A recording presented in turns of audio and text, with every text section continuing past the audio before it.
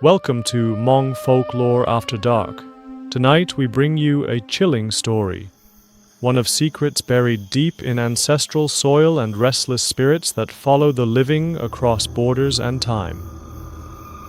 Listen closely, and if you're brave enough, don't forget to share this video so we can keep making more. You might just be the first to notice something strange. Once upon a time, in a small village nestled deep in the high mountains and thick jungles, funerals were held out in the open, on a field soaked in morning mist and heavy with spiritual energy. When someone passed away, their body would be placed on a makeshift wooden frame, surrounded by slaughtered animals, usually cows or pigs.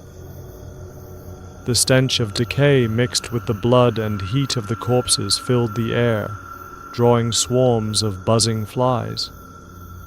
But it wasn't the smell or the bodies that frightened people most. It was what came after. In the darkness, villagers whispered about voices echoing from the shadows. Some claimed to see figures gliding between the trees. It was common knowledge the funeral ground was cursed, and no one lingered there after sunset. Liang, a young man who lived a quiet, simple life, stayed far from funerals. He hated the sound of mourning and couldn't stand the sight of the dead. One day, when an elder passed away, the whole village gathered, but not Liang. That evening, after playing with friends and sneaking off to see his shy girlfriend, he made his way home in the dark. As he approached the funeral ground, a sudden stench of rotting flesh overwhelmed him. The elder's body should have been buried by now, but it wasn't. The wooden frame still stood. Then, something hit him, wet, thick, and metallic smelling. It was blood. Terrified, Liang turned and ran, heart pounding, not stopping until he reached home. The next morning, his mother screamed at the sight of his face. Smeared in dried blood, that wasn't his. A village shaman was called. According to belief, when someone encounters the unnatural, their soul can flee their body. If not recovered, death or madness can follow. The shaman performed a ritual and warned Liang to stay away from the funeral ground. But for weeks afterward, he felt watched, haunted by unseen eyes. That story leads us to central Wisconsin, USA, where a young Hmong boy was growing up far from the refugee camps his parents once knew. They had fled Laos after the war, escaping jungles haunted by the dead. In whispered conversations, the elders spoke of spirits that crossed oceans, curses that clung to families because rituals had been left unfinished. One night in 1998, that boy, now a teenager, rode his bike home through a wooded shortcut. The usual sounds of nature were gone, replaced by an eerie silence. That's when he saw her.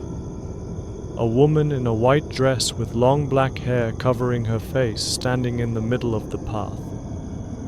He didn't stop. He pedaled faster, but as he passed, he couldn't resist glancing back. Her head slowly turned toward him, sunken eyes, pale face, her mouth moving silently. Shaken, he told his mother.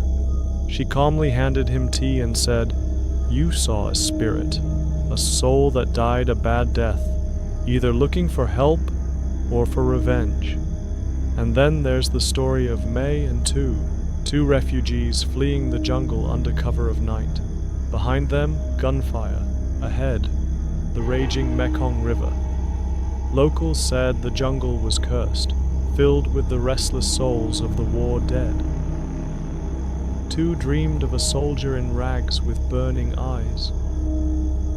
By day, the group saw shadows in the mist. One night, a scream rang out. A hunter ran toward it, then returned whispering, "They're out there. The dead." The air grew cold. The jungle writhed with a darkness that clawed at their legs. When they reached the river, they tried to escape by raft. That's when the soldier stepped into the water, not sinking, not stopping. Behind him, others appeared, dead soldiers, faces twisted in sorrow and rage. The river boiled, but Tu and May made it across. The jungle let them go, but never forgot them. Back in Laos, long before these escapes, there was Po Lee, a strong, respected man who died during the war. After his death, his wife Grandma Lee began finding animal carcasses, wild boars, chickens, rabbits, laid neatly outside her home. At night, she heard deep growls in the jungle. Then she had a dream. Her late husband appeared, as a tiger. "I've become something else," he told her. "I'm hunting for you. I'm protecting you." For weeks, the animals kept coming. Then one final dream. He told her it was time to go. The war was getting too close. The next day, she packed her children and fled the village, never to return. But they never forgot the tiger who watched over them from the shadows. Then there's the story of Aunt Bee, a beloved woman, once strong and joyful, who began to change. First came the sickness, then the whispers in her sleep. Then came the cats, dozens of them, crying and lurking outside windows, gathering like mourners awaiting a ritual. Aunt Bee muttered in strange tongues, licked her food with an unnaturally long tongue, and smiled with inhuman joy. Small horns sprouted from her forehead. One night, she thrashed and screamed, her eyes rolling white, her body stronger than 5 men could hold down. "I'll eat you all," she growled, her voice not her own. Then, just as suddenly, it ended. She was gone, dead, but her presence never left. Her niece said later, "People like Aunt Bee, they don't just die, they become something else." Then came Aunt Mai. She too became sick, her back twisted, a tail forming, horns sprouting. Cats returned. Night after night, their cries echoed through the neighborhood. Aunt Mai lost her human form, spoke in riddles, pointed to corners no one else saw. Her family tied her down as she hissed, growled, and whispered chilling threats. "If I get free, I'll eat you all."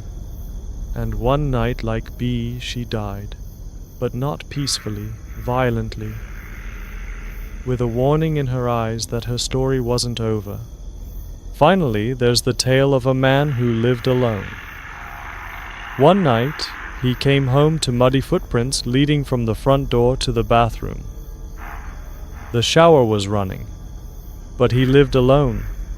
The prints were too large, too strange, almost human, but not quite. He followed them, heart racing, and pulled back the curtain.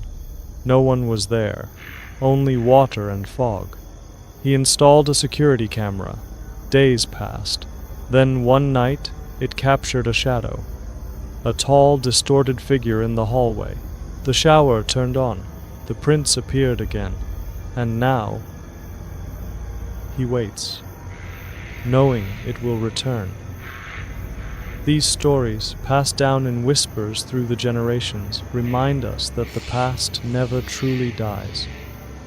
The spirits of our ancestors, the curses of forgotten rituals, the creatures of myth and memory, they watch us, they wait. Even across oceans and borders they follow. So tonight, if you hear the cry of a cat in the distance, or see a shadow flicker past the corner of your vision, ask yourself, is it really just your imagination? Thank you for listening to Hmong Folklore After Dark. If you enjoyed this tale, like and share it so we can bring you more. And remember, the spirits are always watching. See you in the next story. Next.